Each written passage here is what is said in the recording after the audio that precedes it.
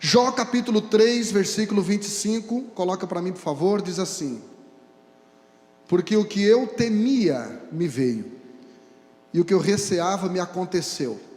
Na minha tradução fala: porque aquilo que eu tinha medo me sobreveio, e o que eu receava me aconteceu. O tema da mensagem é aprendendo a lidar com medo. Alguém aqui tem medo, irmãos? Tem gente que tem medo de assumir que tem medo, mas tem medo. Isso também é um medo. Medo de revelar o seu medo. E do que você mais tem medo? O Jó aqui ele está dizendo: aquilo que eu mais temia me aconteceu. A princípio eu tive a impressão que o medo é um imã que atrai coisas ruins. Nada a ver. Nada a ver, tio. Isso não tem nada a ver com a Bíblia. Não é o seu medo que atrai coisas ruins. São outras coisas. 3 coisas atraem o medo para a sua vida. Jó aqui, na verdade, ele estava dizendo: as coisas ruins não vieram para mim porque eu tive medo. Eu tive medo porque eu sabia que alguma coisa ruim poderia me acontecer. Esses dias eu estava num velório, alguém me perguntou: pastor, por que coisas ruins acontecem com pessoas boas? Alguém já se perguntou isso? Por que coisas ruins acontecem com pessoas boas? E eu pensei e respondi. Eu disse: olha, eu não tenho certeza, mas eu creio. Se bem que a crença é uma certeza, né? Mas eu não tenho uma base, mas eu acredito que coisas ruins acontecem com pessoas boas, porque pessoas boas continuam sendo boas, mesmo quando acontecem coisas ruins. Não é porque o ladrão roubou a minha casa que eu vou virar um ladrão.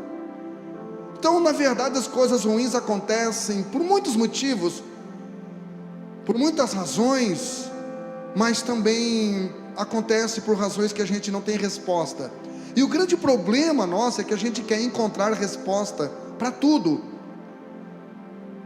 Nós pastores, nós temos um problema muito grande, uma mania, minha mãe diria barda, muito feia, porque a gente quer ter resposta para tudo, e na Bíblia, e quando não tem base bíblica, a gente arruma um versículo usado como pretexto, sem contexto, para pôr cabresto. E Jó então, ele percebeu que aquilo que ele mais tinha medo, aquilo que ele mais tinha medo lhe sobreveio. Pastor, o que o Jó tinha medo? O Jó tinha medo que as coisas ruins acontecessem nas 3 áreas da sua vida, que eu denomino de 3 Fs. 3 Fs: filhos, família e finanças. Então, só que para esse medo de que coisas ruins aconteçam com os nossos filhos, nossas famílias e nossas finanças, Deus também estabeleceu 3 Fs, que eu chamo de 3 Fs da esperança, que está lá em Hebreus, no capítulo 11, versículo 1, quando a Bíblia diz que a fé, primeiro F, é o segundo F, terceiro F. Então a fé é o firme fundamento das coisas que não se vê, mas ela é a prova daquilo que a gente espera. E o espera aqui não é do verbo esperar, é do verbo esperançar. Então nós temos a fé conosco para combater esses medos. Jó no capítulo 16, versículo 12, ou Provérbios, capítulo 28, capítulo 22, versículo 8, nos dá a razão de um dos medos nos sobrevirem. Todos nós temos medo. Quem tem dinheiro, quem é rico, tem medo de perder. Quem é pai, tem medo de perder o seu filho. Quem é filho, tem medo de perder seus pais. Quem é neto, tem medo de perder seus avós. Pode ter 90 anos, se o avô morrer, dá uma tristeza, a gente saber que nunca mais vai ver, né? Se a gente é avô, então se perder um neto, Deus o livre, gente. Quando a Aurorinha nasceu com eu não soube falar direito, gastrocrise, alguma coisa assim. Eu sei que ela nasceu, ela era desse tamanho, e ela nasceu com uma bola assim, toda para o lado de fora. todo o intestino grosso lá de fora. Eu vi ela numa caixinha de acrílico, parecia um túmulo de acrílico, sendo levada para o hospital. Assim que nasceu, ficou 72 dias entre a vida e a morte. E eu tinha muito medo de perder a nossa Aurorinha. Se você tem saúde, você tem medo quando o médico diz: você precisa fazer uma biópsia, e a gente já entende autópsia, né?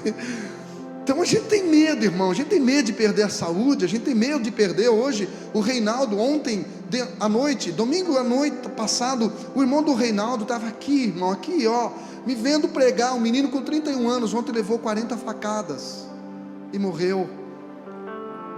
Irmão do músico aqui da casa. Eu lembro quando a polícia foi lá pedir para eu reconhecer o corpo do meu irmão, que estava sumido por 15 dias. E eu fui até o cemitério, e a minha mãe ficou a uma distância de uns 5 metros, assim, em estado de choque. E eu tive que abrir um saco e olhar uns restos mortais de um cadáver que a polícia descreveu que foi morto por 3 tiros de espingarda calibre 12. Um dos tiros, a queima-roupa, arrancou a cabeça. E eu tive que ali, eu recém-convertido, 2 anos de fé, 22 anos de idade, tive que ali reconhecer a roupa, a arcada dentária, olhar para minha mãe e dizer: é o seu filho que está aqui. Com 28 anos de idade, foi achado podre, em estado de decomposição. Os urubus acharam o corpo dele. Então o medo faz parte da vida de todos os seres humanos. E o Jó aqui no capítulo 3, versículo 25 disse: o que eu temia me aconteceu. Por que acontece, pastor? Porque Deus, através do medo, nos treina. O medo é um treinador, é um trainer, é um personal trainer da nossa vida. O medo. Provérbios capítulo 22, versículo 8 diz: o que semear perversidade vai cegar o medo. Então Deus nos treina, irmãos, Deus nos treina através do medo. O que semear a perversidade vai cegar os males. E quando a gente fala de plantação, quando a gente fala de colheita, a Bíblia apresenta 2 aspectos da plantação e da colheita. Então tome muito cuidado com aquilo que você planta e a quantidade que você planta, porque a Bíblia diz no aspecto qualitativo em Gálatas 6:7 que tudo que o homem planta, ele colhe. Então se você quer ter amor, plante o quê? Alô? Se você quer ter respeito, plante o quê? Se você quer ter amigos, plante amizade, cordialidade, fidelidade. Mas se você quer ter dinheiro, plante dinheiro. Esse é o aspecto qualitativo. A Bíblia também apresenta o aspecto quantitativo da plantação e da colheita. 2 Coríntios, no capítulo 9, versículo 6, Paulo disse: aquele que planta pouco, colhe, e o que planta muito, colhe muito. Então, irmão, se você quer colher, você determina a qualidade e a quantidade. O medo também serve para o treinamento de Deus. O medo também o medo também faz parte do processo lapidatório e preparatório de Deus em nossas vidas. O medo nos prepara, o medo nos treina. Jó no capítulo 16, versículo 12 diz: ele me pôs por seu alvo. O Jó está dizendo: o Satanás tocou na minha saúde, mas porque Deus mandou, Deus permitiu. Então foi Deus que me colocou como seu alvo. No capítulo 19, versículo 21, o Jó diz: a mão de Deus tocou sobre a minha vida. Às vezes, pastor Juliano pregou isso de manhã, que às vezes nós atribuímos a Deus todas as coisas boas que acontecem, e ao diabo todas as coisas ruins que acontecem. Mas nem sempre é assim. Nem sempre é assim. Uma mulher bonita, charmosa, com 20 anos de idade é uma coisa boa, muito boa. Mas se ela vir para mim, não é Deus que está dando. Então nem tudo que é bom é Deus que está dando, e nem tudo que é ruim é o diabo que ele está trazendo. Às vezes faz parte do processo de lapidação, o processo de preparação, porque Deus está te preparando para algo tão grande, e para isso você tem que lidar com perdas, você tem que lidar com injustiça, você tem que lidar com rejeição, você tem que ser preparado para aquilo que Deus já está já tem preparado para a sua vida. Quem está me entendendo aqui, diga eu. O medo também serve para aprovação, irmão. Salmos 11, versículo 5, Davi diz: o Senhor prova o justo, Deus não prova o ímpio. Se você está passando por provação, irmão, é Deus. Deus prova e o diabo tenta. Deus te prova.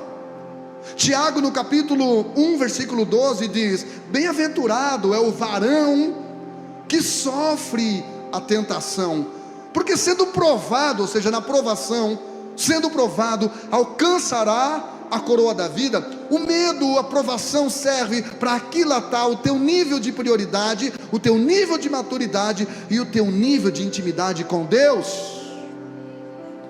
Jó no capítulo 23, versículo 10, ele disse: prova-me, Senhor, e sairei como ouro. Irmão, o ouro é provado aonde? Fala para mim. No fogo.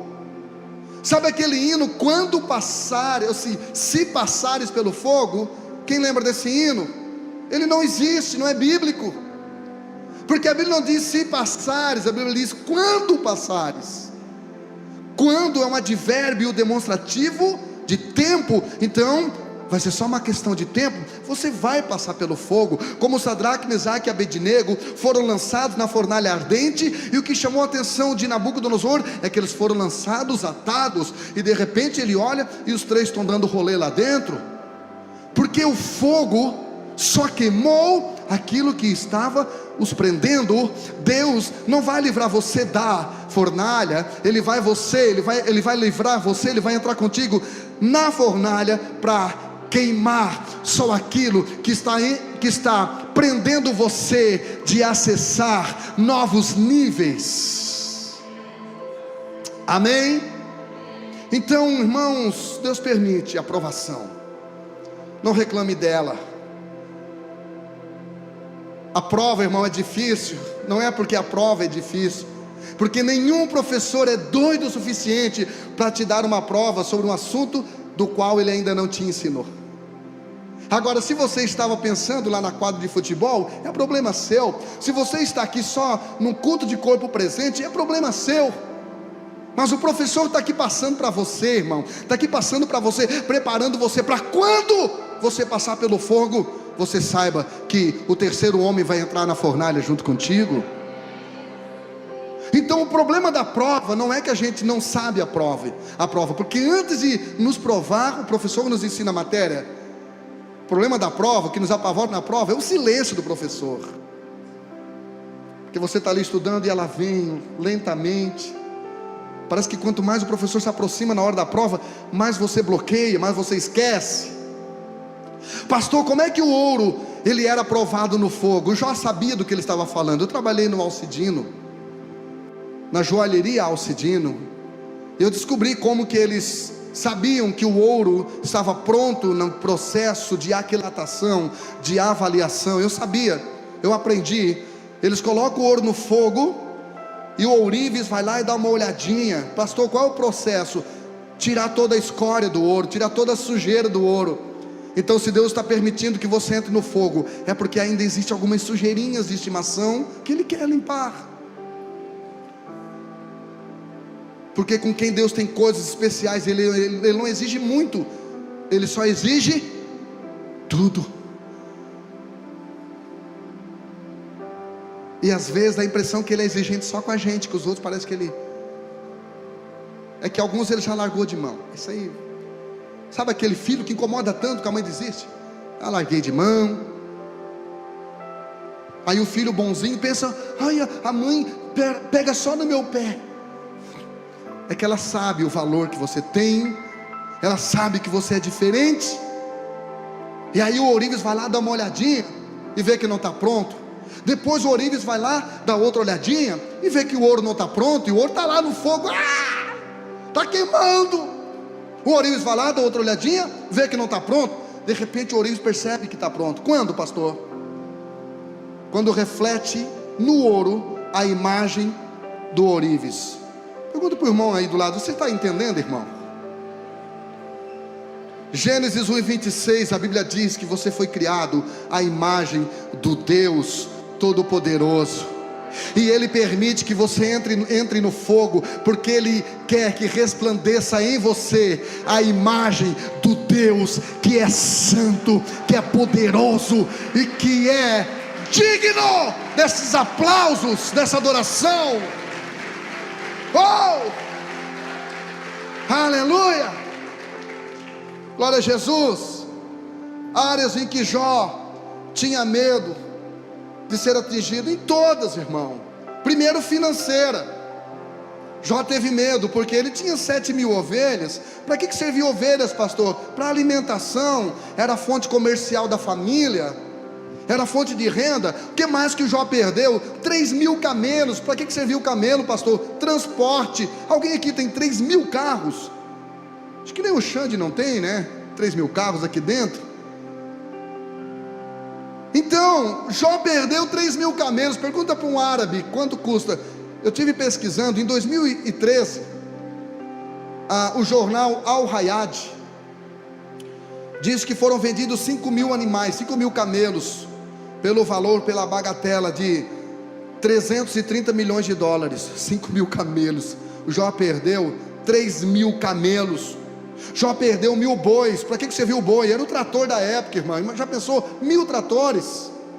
E Jó perdeu 500 jumentas. São eram as motos, a motinho, o jumentinho. Jó perdeu 500. Jó tinha medo no que diz respeito à sua vida física, porque, irmão, coisas você perde, você adquire, né? Você cai, você se levanta, mas sem saúde, você vai no médico, o médico diz o que para você? Você precisa de repouso, você tem que parar. Jó perdeu toda a sua saúde. Olha o que ele fala. Ele diz o seguinte, no capítulo 16, versículo 8: minha magreza depõe contra mim. Jó está dizendo que olha para mim, me vê esquelético. No capítulo 17, versículo 7, ele diz: o meu corpo não passa de uma sombra. No capítulo 19, versículo 20, ele diz: não passo de pele e ossos. No capítulo 30, versículo 18, ele diz: minha doença é tão terrível que o meu corpo ficou todo deformado, minhas roupas ficaram cheirando a pus, e colaram na minha pele. A Bíblia diz que Satanás, com a permissão de Deus, feriu Jó.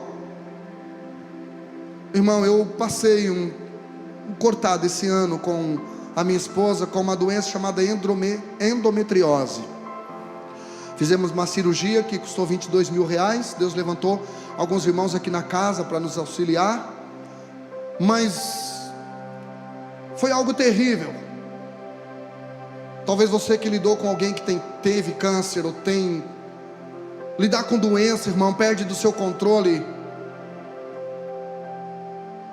Lidar com doença, eu lembro quando a médica me diagnosticou como hepatite, caiu a casa para mim, meu chão caiu. Como é que está, pastor Jean? Está tudo bem, só na frente dos outros. Talvez você esteja com uma doença aí, e você tem medo. É normal. E as pessoas que convivem com você também têm medo, porque não querem perdê-lo, não querem perdê-la. Jó então enfrentou o medo nessa área. Além de enfrentar perdas no seu financeiro, agora ele enfrentou perdas na sua saúde, no seu físico, segundo F. Ele também enfrentou perdas, ele tinha medo com relação à sua família, porque a Bíblia diz que num só dia o Jó perdeu seus 10 filhos. Eu não sei se você já perdeu um filho, mas você consegue imaginar uma cerimônia fúnebre com 10 caixões, um do lado do outro? Em qual caixão Jó chorava? Do caçulinha? Do bebê? Da menina que talvez já fazia 15 anos, os convites já distribuídos? Ou do primogênito que talvez iria assumir a fazenda de Jó? Em qual desses 10 caixões o Jó chorava? E ele disse: o que eu mais temia, e eu acredito que ele tinha medo de perder os seus filhos, porque a Bíblia diz que o Jó, ele fazia jejuns, ele oferecia a Deus holocaustos. Ele diz: quem sabe os meus filhos pecaram contra Deus no pensamento. Então já vou trazer remissão, já vou trazer aqui, intercessão por eles.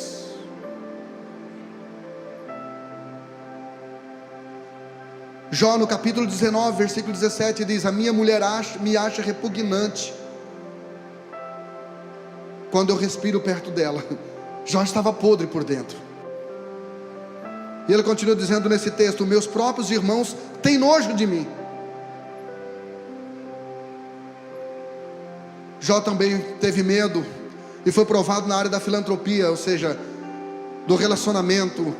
No capítulo 6, verso 14, na Bíblia Linguagem de hoje, está escrito: uma pessoa desesperada merece a compaixão dos seus amigos, mesmo que tenha deixado de temer o Deus Todo-Poderoso. Olha aqui para mim, Jó estava dizendo: galera, vocês acham que eu estou desviado e por isso que vocês não me dão compaixão? Crente tem esse hábito, irmão, de achar que quem se desviou da igreja não merece compaixão, de achar que quem saiu da igreja não merece mais a atenção, de achar que quem está em disciplina não merece mais a misericórdia.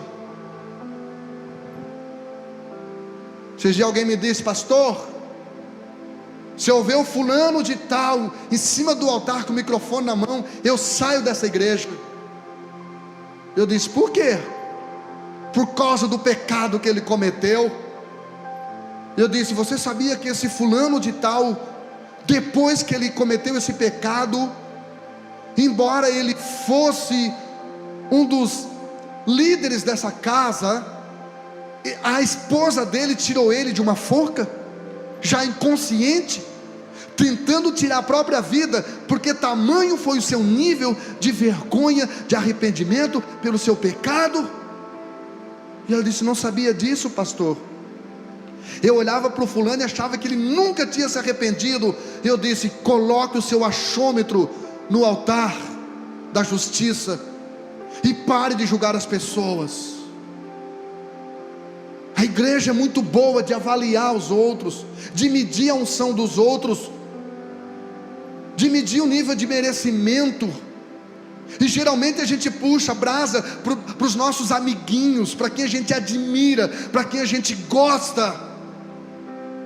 Enquanto está aqui conosco é bom, é uma bênção. Depois que sai não presta mais. Teologia do utilitarismo.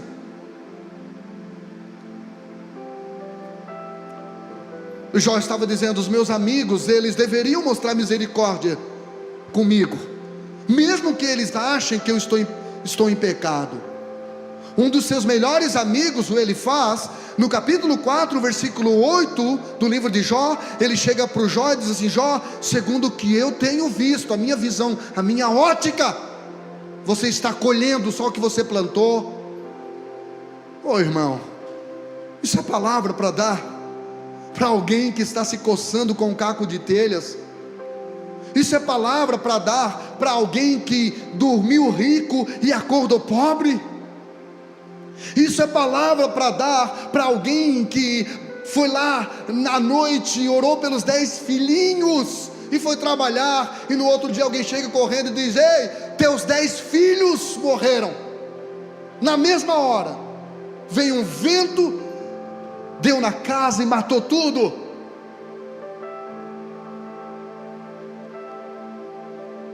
Capítulo 12, versículo 4, Jó disse: eu sou motivo de riso para os meus amigos. Jó 16 e 20, o riso evoluiu agora para zombaria. Ele disse: os meus amigos são os que zombam de mim. Jó 19 e 22, ele diz: porque vocês me perseguem como Deus. Por que vocês estão se colocando no lugar de Deus para me julgar, para me condenar, para me avaliar? Diga para alguém do lado: não desista de ninguém. Antes de você julgar um homem, peça para ele contar a você como que foi a infância dele, o que ele sofreu, o que ele passou. Pastor, mas isso justifica? Não, mas explica. Antes de você dizer assim, eu sei que muitos usam isso em tom de brincadeira: ai, eu acho o pastor muito vaidoso. Irmão, você sabe a infância que eu tive? Eu era o caçula de uma família de 8. A calça saía, a calça do meu irmão mais velho chegava a bermuda em mim. E essa calça do meu irmão mais velho já era ganhada de alguém. Pastor, você está muito gordinho. Você sabe que eu já comi na lata do lixo? Você sabe que eu já comi torrão de barro para matar minha fome? Pastor, não justifica. E é claro que não justifica. Pastor, para que? As pessoas vão lá, pastor, para que uma televisão de 65 polegadas no quarto? Chega até a distorcer a imagem de tão grande, quartinho de 3x3.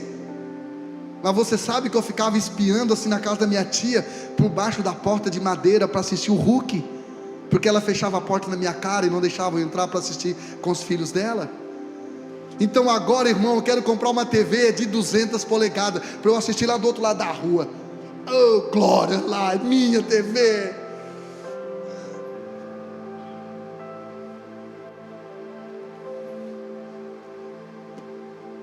Ai, Jesus.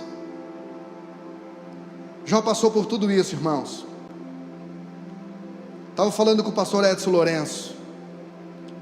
O medo muitas vezes é só um mecanismo de defesa.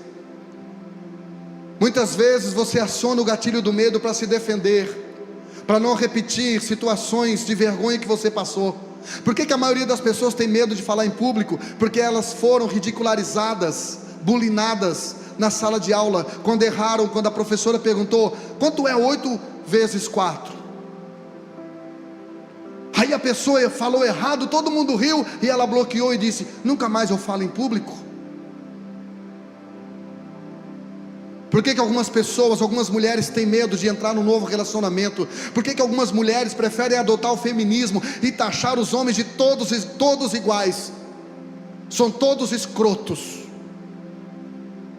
Antes eu sofria, agora eu sou fria.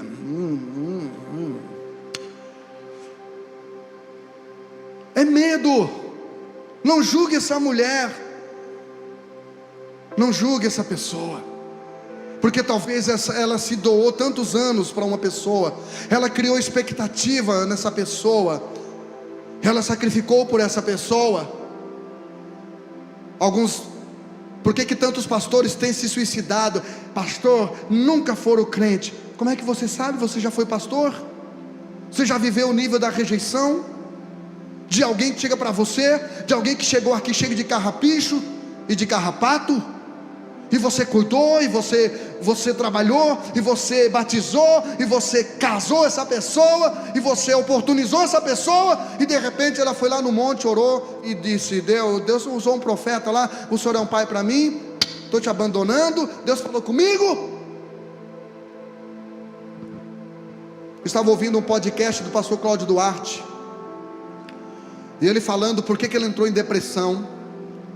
Ele falando para a pessoa que estava entrevistando ele: imagina, o palhaço do Brasil, palhaço no sentido artístico, no bom sentido, o palhaço do Brasil, que trazia alegria, que tem a conferência felicidade, em depressão profunda. Foi lá que ele deixou a barba dele, e a esposa lhe disse: gostei de você de barba, continue com a barba. Ficou não sei quanto tempo sem tomar banho. E alguém perguntou: mas por que você entrou na depressão, pastor Cláudio? Ele disse: porque eu não sei lidar com a rejeição, porque eu fui adotado por muitas famílias que me rejeitaram, e quando eu assumi, enquanto eu era itinerante, estava tudo certo, mas quando eu me tornei pastor, e comecei a lidar com crentes que me rejeitavam, eu não soube lidar, eu caí em depressão. Pela sua infância que teve.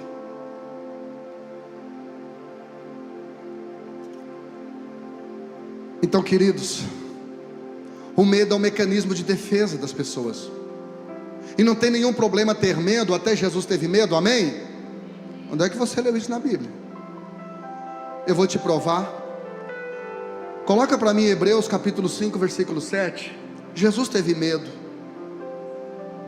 Aliás, as maiores descobertas que existem foi por causa do medo. Quando Thomas Edison era criança, ele tinha medo do escuro, cresceu e criou a lâmpada. Quando Walt Disney era criança, ele tinha medo de rato, cresceu e criou o Mickey. As maiores descobertas foram feitas por causa do medo. Se o medo também, ele é um processo, se o medo serve como prevenção, para se prevenir, é porque você tem medo que você olha para os lados quando você atravessa a rua, é porque você tem medo que você, antes de entrar numa casa, vê se não tem nenhuma plaquinha no portão escrito cuidado com o pitbull. O medo te protege. Mas o problema é quando esse medo evolui para fobia, e aí começa a travar a sua vida, e você começa a desperdiçar algumas oportunidades. Irmão, esse texto está falando de Jesus. Eu escrevi a epístola aos Hebreus para o ITQ, Instituto Teológico Quadrangular. Eu escrevi lá na Bahia, onde eu fui semana retrasada palestrar. Para ser pastor no segundo ano tem que passar pelo livro que eu escrevi lá, todo o Brasil. E quando eu cheguei nesse texto eu travei, porque eu disse: como é que é? Jesus teve medo. Estão me ouvindo bem? A chuva não está atrapalhando muito? Só um pouquinho? Quando eu cheguei nesse texto eu travei, eu disse: mas como assim Jesus teve medo? Leia comigo, irmão. O qual nos dias da sua carne, ou seja, como ser humano, oferecendo com grande clamor e lágrimas. Irmão, quando é que você clama e chora muito? Orações e súplicas ao que o podia livrar da morte. Ou seja, ele chorou e clamou e orou ao seu Pai. Por que ele fez isso? Foi ouvido quanto ao que? Quem está no culto? Ele foi ouvido, o seu Pai lhe ouviu quanto ao que ele tinha medo. Pastor, qual era o medo de Jesus? Não ressuscitar, continuar morto, é o que o texto está dizendo. Mas pastor, a Bíblia diz que o amor lança fora todo o medo. Pastor, eu já ouvi pregadores dizendo que há 366 versículos na Bíblia contendo a expressão não temas. Sim, irmão. Só que quando você lê uma palavra na Bíblia, você tem que tomar cuidado. Por exemplo, o mesmo apóstolo João que escreveu no Evangelho, porque Deus amou o mundo, ele escreve lá na sua epístola: quem ama o mundo, o amor do Pai não está nele. A nossa língua portuguesa, ela nos trai de vez em quando, porque é usada a mesma palavra para coisas diferentes. A costureira fez essa casa, e o pedreiro também constrói casa. A mesma palavra. Para o medo, mesma palavra.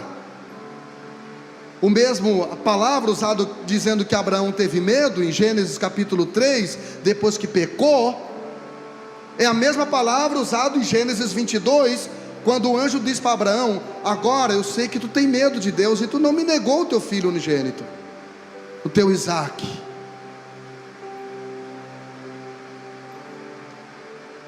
Então, se você tem medo de alguma coisa, bem-vindo ao time. Não ao meu time, mas ao time de Jesus. Se permita ser humano, se permita ter medo, só que não use esse medo de forma evolutiva para te travar, para ter medo de se expor, para desperdiçar oportunidade. Use esse medo de forma a te levar para a oração e a dependência de um Deus. A palavra oração é paraketeon no grego, que quer dizer pedir ajuda de alguém. Use o seu medo para fazer você reconhecer a sua limitação, a sua humanidade, e levar você para a oração, para um nível de dependência a um Deus Todo-Poderoso. Quando me deu hepatite, eu me tornei intenso na oração com Deus. Não deixe esse medo evoluir para a fobia e te travar e te tirar da igreja. Não, use esse medo para se aproximar de alguém que tem poder para vencer este medo. Use esse medo para te aproximar de Deus. Quando uma criança ela está correndo de um cachorrinho, ela vai correndo, e quando que ela encontra o pai, ela não fica de costas para o cachorro, ela vira de frente e diz: vem agora, infeliz. Então use o seu medo para correr para Deus. Pastor, por que você vem para a igreja? porque eu tenho medo de ir para o inferno. E Jesus vai arrebatar é a igreja, irmão. Jesus vai arrebatar é a igreja. É por isso que eu venho para a igreja. Pastor, mas eu tenho que estar na igreja para ser igreja? Com certeza. A não ser que você não tenha outra opção. Agora, se opcionalmente você não tem prazer em estar com a igreja, provavelmente você não é igreja. É aqui que eu aprendo que existe o inferno. Pastor, por que você serve a Deus? Porque eu tenho medo. Eu tenho medo do que o diabo possa fazer comigo sem a proteção de Deus. Alguém aqui já levantou de madrugada e viu que estava com os pés descobertos e cobriu seus pés com seu cobertor, com seu lençol? Alguém já fez isso? Por que você fez isso? Medo do quê? Fala para mim. Aí você tem um cobertor super poderoso que te protege de todos os males, espíritos demoníacos. Esse cobertor deve ter vindo de Israel, deve ter sido ungido no monte. Não é isso, é porque a sua mente mente, e através, quando você se cobre, você se sente protegido. Por isso que foi cantado aqui de manhã, debaixo das asas, aquele que habita no esconderijo do Altíssimo, a sombra do Onipotente. Vai descansar, irmão. Você conhece pela cara um crente que ora e um crente que não ora. Quando eu olhar bem nos teus olhos, te abraçar, poder dizer: Jesus, eu amo você.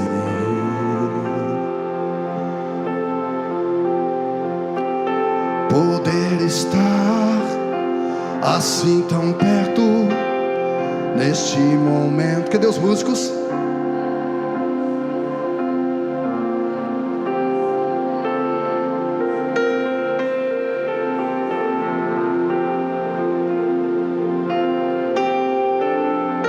Tantas saudades eu sentirei de ti.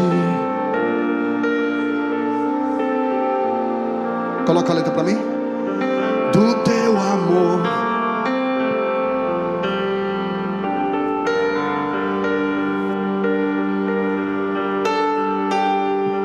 Toque agora o meu coração, faz a minha alma ir até o céu.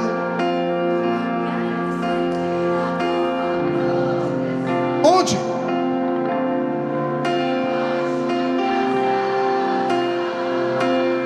Onde estiver eu quero estar também, contigo junto, irei além, cantando glórias ao Rei dos Reis, pra todos sempre. Amém.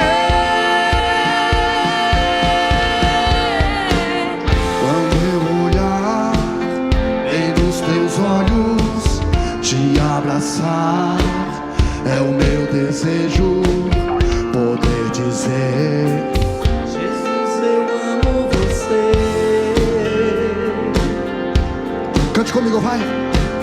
Poder estar assim tão perto Neste momento é o que eu preciso. meu coração é teu, Senhor, de ti não resisto. Levante a mão e cante. Quantas saudades eu sentirei de ti, nunca mais eu esquecerei do teu amor, do teu carinho, Daquele homem tão lindo. Cante. Toque agora o meu coração, faz a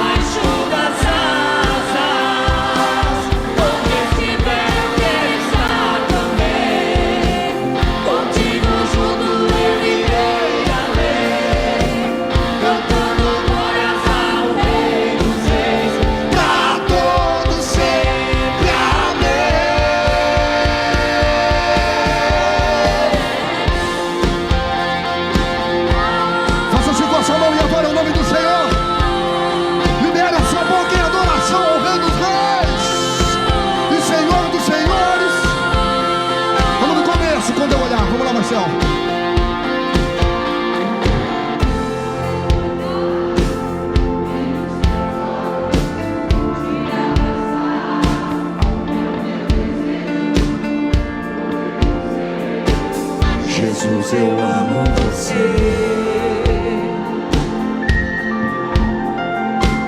Poder estar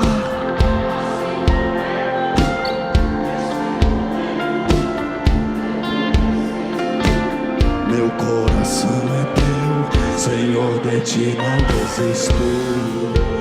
Se você está com saudade da presença dele, levante a sua mão e diga: Quantas saudades eu sentirei de ti, nunca mais eu esquecerei do teu amor, do seu carinho, daquele homem tão... diga! E agora o coração Faz a minha alma ir até o céu. quero sentir a tua proteção debaixo das asas, onde estiver eu quero estar também, contigo junto eu irei a pé, cantando coração rei dos reis, pra todo sempre. Eu quero ouvir a igreja cantando, toque. Meu coração, igreja, faz a minha alma ir até o céu. Sentir a tua proteção Faça assim com a sua mão. debaixo das asas, Onde estiver eu quero estar também. contigo junto eu irei além, Levanta a mão e diga: pra todo sempre.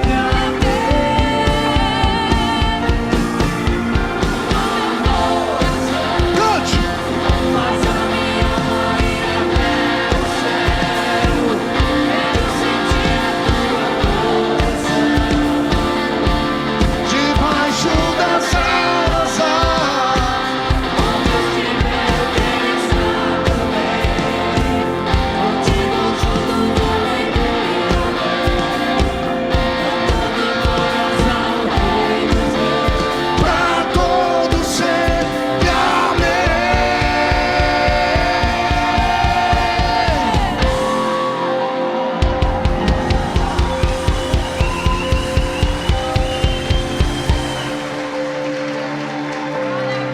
Jó no capítulo 5 e 18 diz: Deus fere, mas Ele também faz o curativo. Deus tapa a ferida para manter limpa e protegida durante o processo da cura. Curativo não cura, Ele só protege a ferida enquanto a cura não acontece.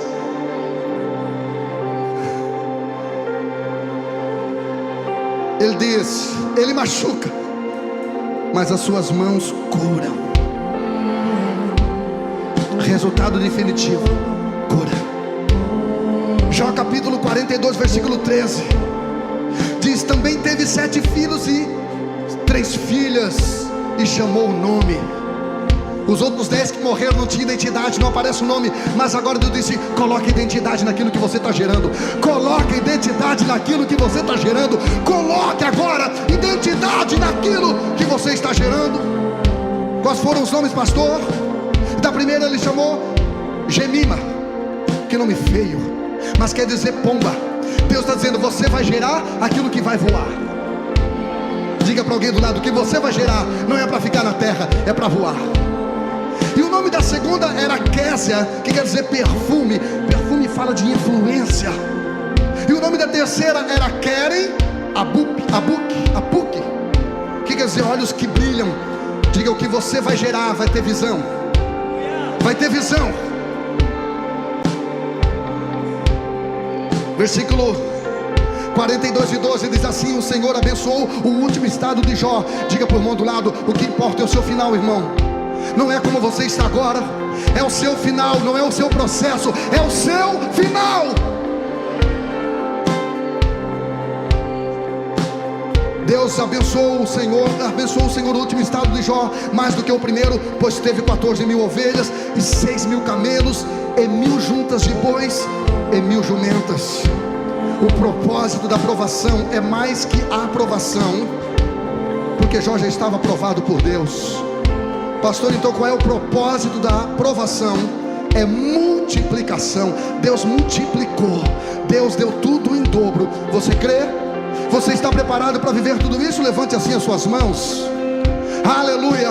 Deus vai multiplicar aquilo que você perdeu. Deus não é Deus apenas de restituição, Deus é Deus de multiplicação.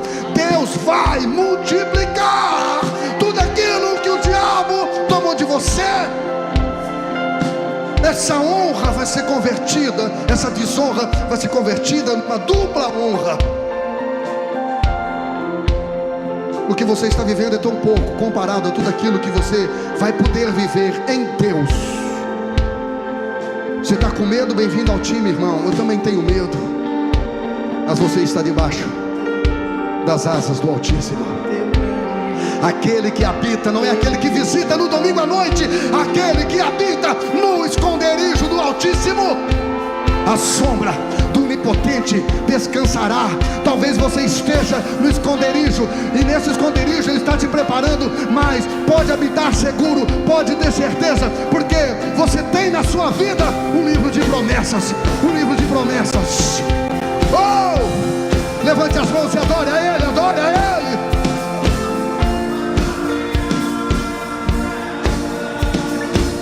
Quero sentir a tua proteção. Cante. Debaixo das asas, onde estiver eu quero estar. Contigo junto eu irei além, dando glórias ao Rei dos Reis, pra todo sempre amém. Eu quero perguntar nessa noite.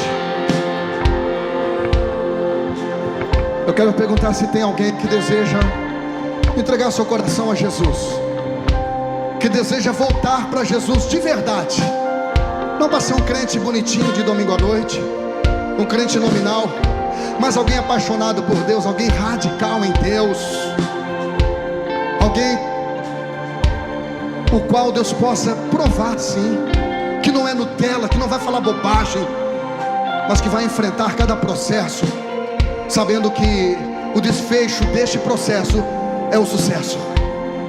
Temos alguém que deseja entregar seu coração? Saia do seu lugar, vem aqui à frente. Pastor, pode dizer aqui? Não, vem aqui na frente. Quando você se afastou, quando você parou, você saiu da frente, então venha na frente. Segura.